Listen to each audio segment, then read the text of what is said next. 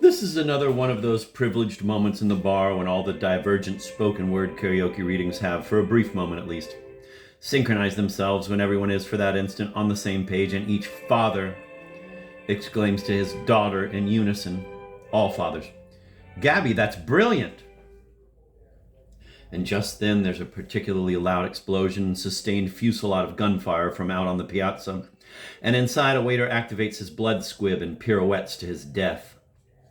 Undeterred, Gabby continues. Gabby. The optometrist is in love with the patient and incapable of offering anything but his besotted imprimatur to her Magoo-like misreadings. Father. She looks a lot like you. The patient, I mean. Gabby. She doesn't look anything like me. Oh my God, Dad, are you serious? Now the father's laughing. They fist bump, etc., etc. Father. I love this. They're having such a wonderful time with each other. This is one of the activities they most cherish sharing together.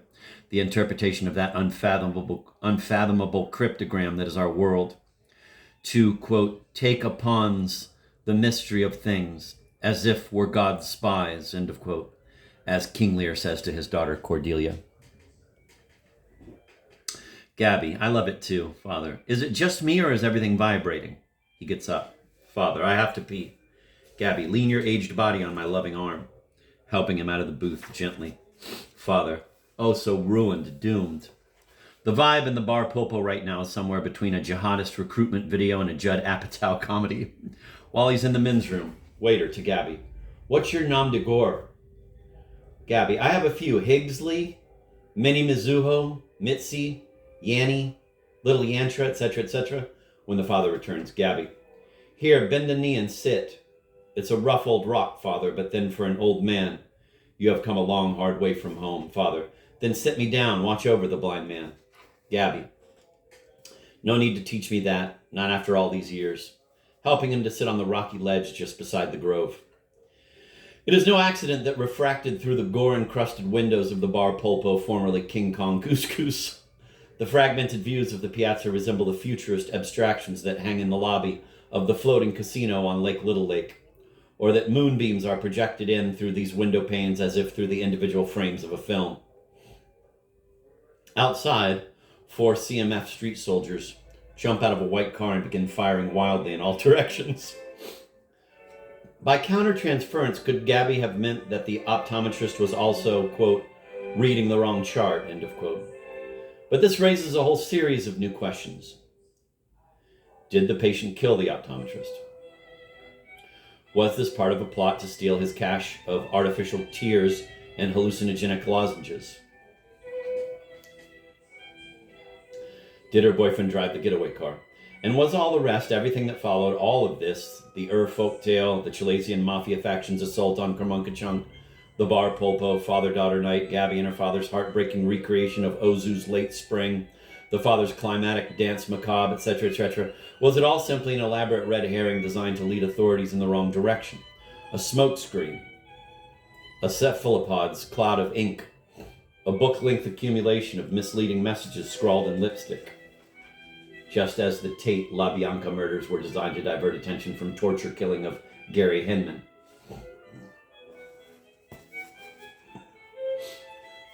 Were the vaunted CMF street soldiers in the end merely non-existent accomplices fabricated to misdirect an investigation into the original crime, the killing of the optometrist and the theft of his artificial tears and hallucinogenic lozenges?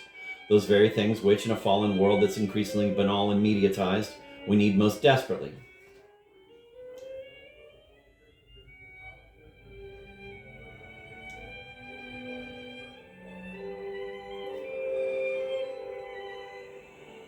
Or was the Chilesian mafia faction actually involved in some way in the murder of the optometrist? His eyeballs were enucleated, after all. Is the patient and or her boyfriend a CMF agent? And are CMF street soldiers today involved in the illegal distribution of artificial tears and hallucinogenic lozenges? But hold on here. Had there even been a murder in the first place, it seems quite possible now that the optometrist is very much alive and well. Reports have been surfacing, as recently as several moments ago, that his twin brother was seen eating a Monte Cristo sandwich at Applebee's, a chihuahua in his lap. Meanwhile, someone puts the song from the Meet Me and Kermunkachunk soundtrack album, performed by the Gambino family singers, on the jukebox in the bar polpo, and all the fathers and all the daughters stand as one and sing, immediately evoking memories of that final MDA telethon when the studio audience rushed the stage to join Jerry Lewis in singing You'll Never Walk Alone before tearing him limb from limb. Gabby, do you think the optometrist might have drugged the patient with those lozenges he was giving her? Father, I think that's a distinct possibility. Gabby mulls this over, smoking her vape. Gabby, what if we are living in a simulation then? What if we are all just characters in some hallucinogenic lozenge-induced misreading of a Snellen chart? Father, what difference would it make, though? How would that change how we're supposed to feel and behave? Daughter, I don't know. This is all being read, of course, from the spoken word karaoke screens. Father, looking around at all the other fathers and daughters. I mean, we obviously are just characters in a hallucinogenic lozenge-induced misreading of a Snellen chart. But that doesn't really change anything. That doesn't change how much I love you. Gabby, same. Meanwhile, out on the piazza, more spontaneous upheavals of the inarticulable human conundrum. And yes, as fate would have it, we hear the impact of those jellied orbs.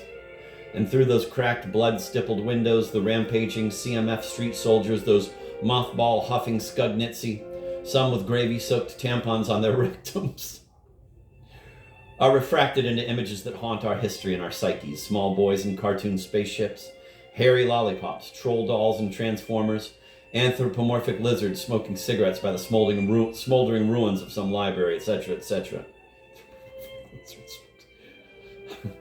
And is it our imaginations, or perhaps the psychotropic effects of the gravy, a blend of melted hallucinogenic lozenges and fermented marzipan? Or does a cauldron of candy apple red bats seem to constantly wheel over the piazza in alternating orbits of clockwise and counterclockwise rotation? Gabby, why do you dislike the professor so much? Father, dislike is a gross understatement. I despise the professor. I loathe him. Gabby, why though?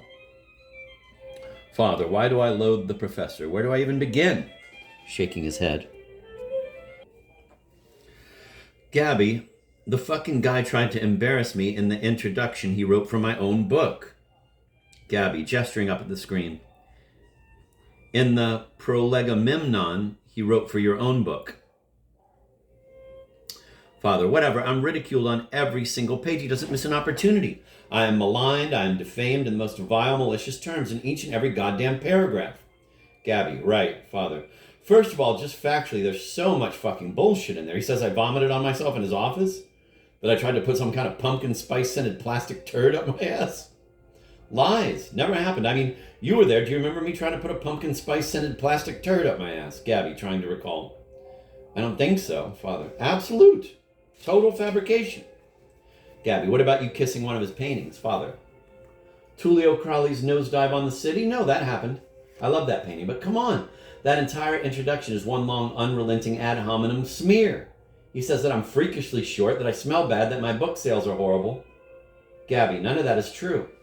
Father, well, I am short. But I'm not the size of an American Girl doll, which is what he wrote, and I don't smell bad, obviously. I douse myself in Terre de Hermes' odd, intense vetiver, for Christ's sake. But yeah, it is true that Gone with the Mind sold terribly, abysmally. In fact, the professor overstates the sales. He says it sold like 2,500 copies, and it was actually only 2,402. That's hardcover, paperback, and ebooks combined. But every other fucking sentence about me is like a reeking, incontinent little fop. A man in a state of premature putrefaction. A filthy little drunken midget in leg warmers. I'm not making this up, it's all in there. And you want to know something I really don't like? I don't appreciate how he goes on and on about how smoking hot you are. It's nonstop. I think that is terribly disrespectful to you. I think it's salacious and gross, to tell you the truth. You're breathtaking, beguiling, poised, sophisticated, soigné, gorgeous, super hot, actually. I'm a small, smelly, childish, broken, unscrupulous alcoholic. A malignant narcissist with a shameless propensity to name drop. A self-pitying lush who looks and smells like death warmed over. And you're the most exquisite, refined, intellectually audacious young woman who ever existed. Super, super hot. All that primal, erotic life force churning underneath. And she has a lovely singing voice. My contributions to the book, he says, tend to indulge in ponderous navel-gazing and a kind of witless scab-picking. Your writing is of great subtlety and refinement, limpid, intricate, supple, silky, delicate, spontaneous, rapturously phrased. He concludes about me, he's a revolting little scumbag, a weird little fucking drunken gnome. When he left, I drenched my hands in Purell. About you? Gabby, I can't get her out of my mind. I'm deeply in love with her. I know I am. Gabby, yeah, I can see what you're saying. I mean, when we were in his office that day in Waco, honestly, I thought he was a pretty nice guy. I thought he was being very collegial with us. Maybe a little flirtatious with me, but yeah, in the introduction, it gets weird, it gets creepy. I mean, I'm deeply in love with her after knowing me for what, an hour? Yeah, that's gross, I agree. Father, fucking asshole, I hate him. You know what I'd love to watch? I'd love to watch some fucking tweaked out CMF street soldier go to town on that lowlife's face with a melon baller, man. If that were on Netflix, I'd binge it all day long. And then in an act gratuit that signals an escalation in the tempo of the proceedings, he picks up a shot glass and furiously smashes it against the floor. Gabby, whoa, take a stool softener, dude, relax. Father takes a deep breath.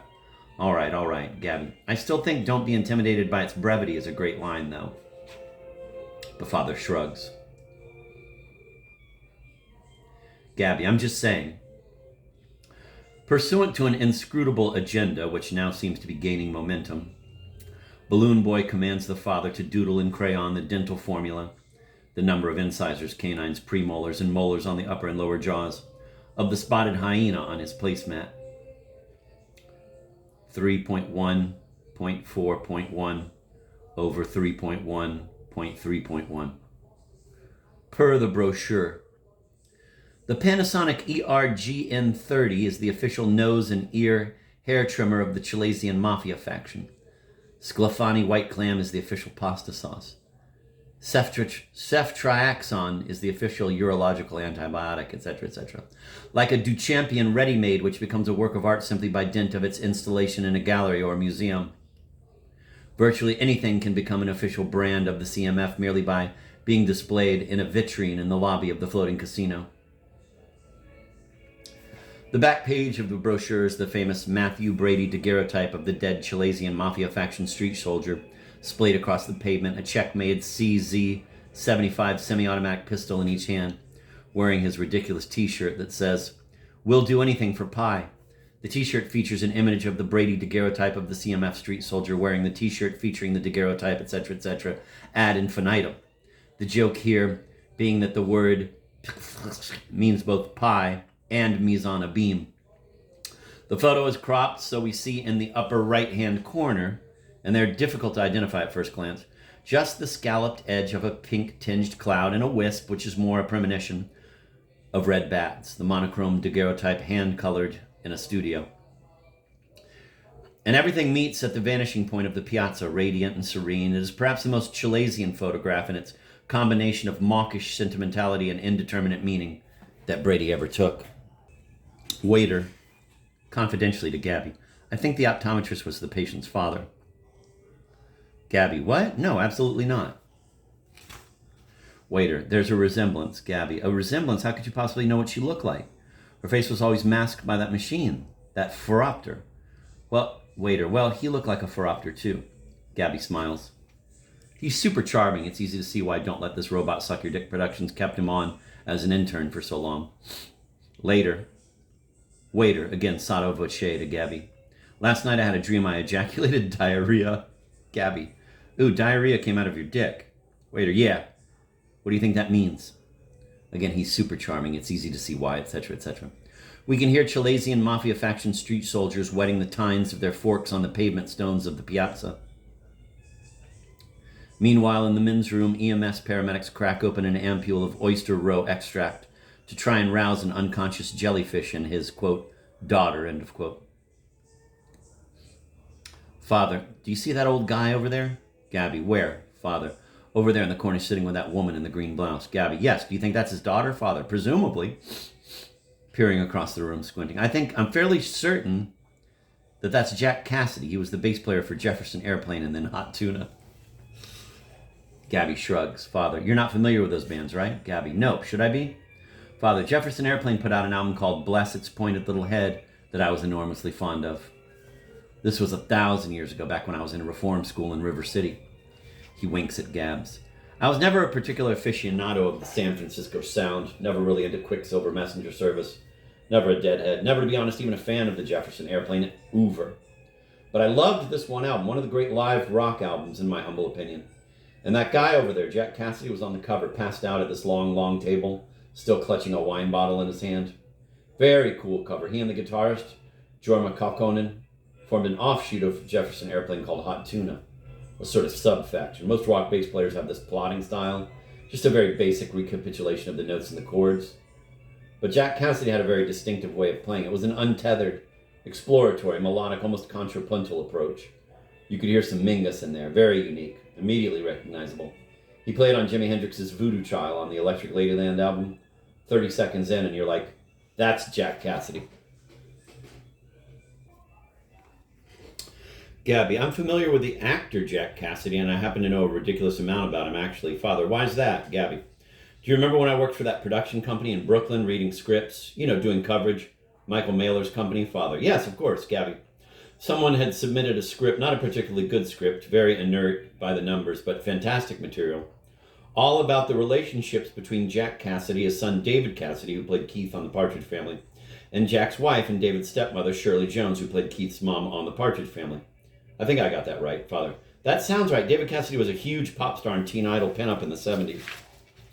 Gabby, I know, huge, but getting back to Jack Cassidy was an extremely successful, highly regarded actor who worked extensively on Broadway and in Hollywood, appearing in innumerable musicals and movies and television shows. He was ubiquitous. I'm talking about Bonanza, Bewitched, Get Smart, Columbo, The Mod Squad, Hawaii Five-0. You name it, this guy guest starred in it. And all the while, in addition to suffering from bipolar disorder, he was an incorrigible alcoholic, a heavy, heavy drinker. So on December 12th, 1976, Cassidy goes out alone to some of the gay bars in West Hollywood he frequents. And when he gets back home, he's too drunk to make it to his bedroom and passes out on the living room couch, dropping a lit cigarette. The couch catches fire and his penthouse goes up in flames along with the entire building. And Cassidy is burnt beyond recognition. It's only through his dental records and a ring he was wearing that police are able to confirm his identity. And of course, as fate would have it, the son, David Cassidy, turns out to be a hardcore alcoholic too. He starts racking up DUIs and falling off stage at his concerts, etc., etc. And he dies of liver failure in 2017. So it was this great transgenerational Sophoclean tragedy, Father. I don't necessarily mean to impute some nefarious motive here, but I can't help but suspect that Balloon Boy is somehow responsible for this whole uncanny Jack Cassidy phenomenon, operating at a sustained spread of 148.6 petaflops. Balloon Boy is the latest and most advanced and powerful avatar of the dead Puggle. If it is Balloon Boy, he's displaying an extraordinarily refined mode of gameplay. These figures constitute a particularly distinctive subset of homonym. Whereas so many Chilesian words are homographs, same pronunciation, same spelling, different meanings, Jack Cassidy and Jack Cassidy are homophones. Same pronunciation, different spellings, different meanings. Father, I love it. Gabby takes a long drag on her vape and stares out the window at the piazza. Gabby, they're going crazy out there, as per a sidebar in the brochure. Having become opaque with splattered accretions of vitreous, the jelly-like substance that fills the center of the eyeball. Many, if not all, of the windows at the bar pulpo are essentially mirrors, and all one sees looking out is oneself. Gabby, do you think alcoholism is hereditary?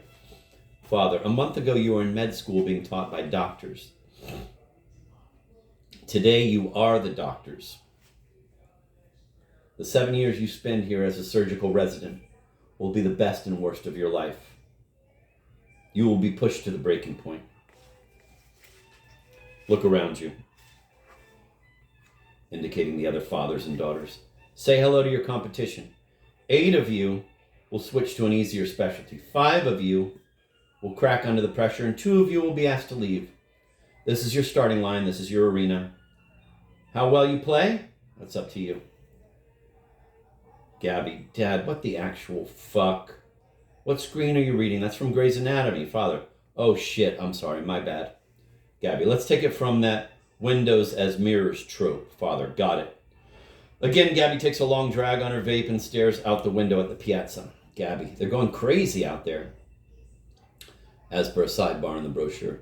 Having become opaque with splattered accretions of vitreous, the jelly-like substance that fills the center of the eyeball, many, if not all, of the windows at the bar Polpo are essentially mirrors, and all one sees looking out is oneself. Gabby, do you think alcoholism is hereditary? Father, why? Do you think you're an alcoholic? Gabby, no, I think I might be an Ambien addict, though. Father, you're not an Ambien addict. He's looking over at that older guy sitting with the woman in the green blouse, really scrutinizing him now. Father, you know something? I don't think that's him. That's not Jack Cassidy. Gabby shrugs. Father, you know what I do? I mean, if you're really worried about the Ambien, when I can't sleep, I pick some beautiful model or actor. Who do people think is gorgeous right now? Someone considered super hot. Gabby, I don't know, someone like Chris Hemsworth? Father, okay, perfect. You fix an image of Chris Hemsworth in your mind, and then you meditate on time-lapse images of him growing older and older and older and finally dying, and then gradually becoming a rotting corpse. Each stage, the rigor mortis, the bloating, the decomposition, and finally the skeletonization. Gabby, that works? Father, it really relaxes me. Somewhere between the arrival of the maggots and the carcass beetles, I'm out, man, dead to the world. Meanwhile, Yaya Toure, the Ivorian professional footballer who plays as a midfielder for the Chinese Super League club Qingdao Honghai, and Aymeric Laporte, the French center back from Manchester City, apparently not realizing that it's father-daughter night, walk into the bar Polpo. Father, you want to hear a true story? Gabby, stricken.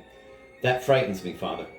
A flicker crosses his face as if it had caught the shadow of an enormous barnacle-covered hole that's about to be dredged up from the bowels of the sea. Father, I was at Café Loop before it closed with an old friend of mine, Biz Mitchell, and I told her the folktale, Night of the Daughter's Father, about the mortally ill watchmaker and his beloved daughter, and I told her how you and I were going to Chilesia together to do research, etc., etc. And she said, that's the most wonderful thing I've ever heard. And she started crying, and I felt like killing her and slashing my own throat. And she also said, we need to really know this Father, and don't mess this up with a lot of extraneous stuff. It's so perfect, and it needs to have the shape of a piece of pie. It needs to come to a point, this lovely emotional point of the Father's love, and to land on that point.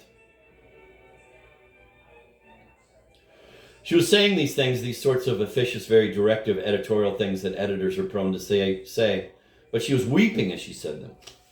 I felt a great surge of love for her at that moment, but in equal measure, a great surge of murderous rage. Keep in mind that I was pretty drunk and I had to leave. Of course, he's reading this verbatim from one of the spoken word karaoke screens. Father, oh, I almost forgot. She also said that I should go to the MacDowell colony or go to Iceland so that I can really concentrate and write it. And I said, no, I don't want to go to MacDowell. I would just want to kill everyone at MacDowell.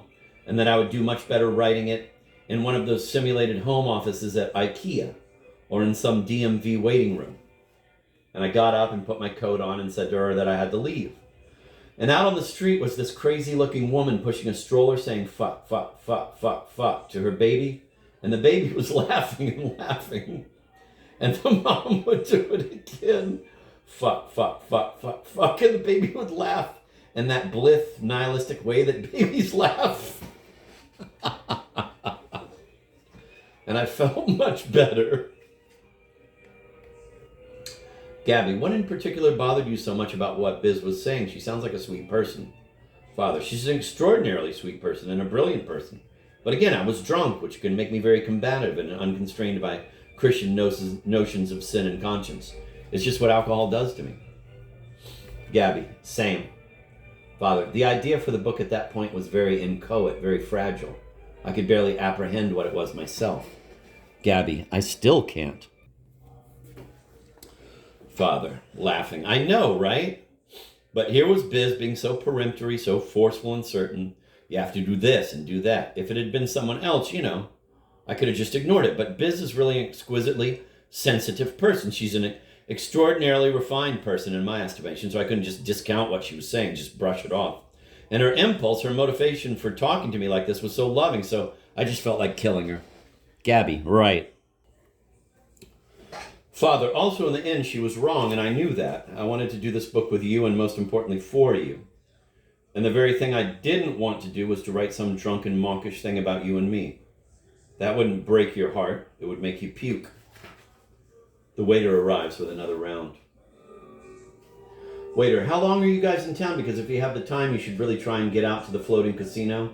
On Little Lake, they have a pretty incredible collection of art on display in the lobby, including that famous painting of the old dying man, the filthy little drunken midget in leg warmers, looking at himself in the mirror of the men's room of this bar, the Bar Polpo, and it's very cool. After he leaves, Father, do you know what a rack focus is? Gabby, when you're overly focused on a woman's rack? Father, no, it's a cinematographic term for shifting focus from a foreground object to a background object. Gabby, Dad, I'm kidding. I make movies. Remember, Father? I think life is sort of this slow, incremental rack focus. When you're young, everything you're experiencing at the moment is crystal clear and vivid, but the future seems impossibly remote, very unfocused and unreal. And as you get older, that reverses itself. Your present state becomes more and more certain, ambiguous, and indistinct. But the future, which now is your mortality, your death, actually, is sharply in focus. It's real. It's imminent. I mean, it's right there. Later. At the age of 9, Gabby was ranked 6th in the world in the 100-meter breaststroke and 4th in the Gasu Gamers esports world rankings for Dwarf Fortress, widely thought to be the most complex video game ever made. Her first film, Mouchette on East 4th, was awarded the Golden Lion at the Venice Film Festival in 2018. Gabby, scowling at the screen. That's complete bullshit. Where'd they get all that? She looks at the father, who's biting his lip, cringing. Gabby. Dad! He shrugs sheepishly. They crack up, fist bump, clink glasses, and down their shots. Whenever they toast, the father has 2 or 3, sometimes even 4, drinks to Gabby's 1. Father, do you know that I pitched Last Orgy of the Divine Hermit? Gabby, you pitched LOOTDH? Father, yep, I pitched it to this guy who had a production company with an office on the Warner Brothers lot. I explained the whole thing to him, and when I was all done, he was like, so the entire third act of the movie is a drunk taking a piss and then staggering back to his bar stool for half an hour? And that's his fucking Totentons? His big fucking dance of death? And I was like, yeah, let me show you. And I got up and I acted out the whole thing, the entire dance of death in real time for a half hour right there in this guy's office, like this. From his seat in the booth, the father begins to reenact the reenactment of the dance of death he'd done in this producer's office. A typical Chalasian mise in a beam, one simulacrum nested within another, and in the process knocks over several shot glasses of gravy and the metal basket of marzipan golf balls, a dozen of which roll off the table and across the floor, and a dispersion of fluorescent yellow vectors. Gabby signals to the waiter, a circle in the air, for another round. Father, and he seemed genuinely excited, like he totally got it, and he said he really wanted, quote, to be in the Mark Lehner business, end of quote, a phrase which, as my good friend Jeremy Pixker says, actually means you'll never hear from him again, ever. And sure enough, I hadn't even reached my car in the goddamn parking lot when my agent called to tell me he'd passed. Gabby, died? Father, no, I wish. Passed on the project. Gabby, who was this guy? Father, you remember Faffy DiLorenzo's kid brother, Salvatore? Sally Cupcakes? Gabby, the guy who started out in the mailroom at William Morris and eventually became an executive VP at New Line and just recently moved over to Showtime? Father, no, you're thinking of Sally, the Yid.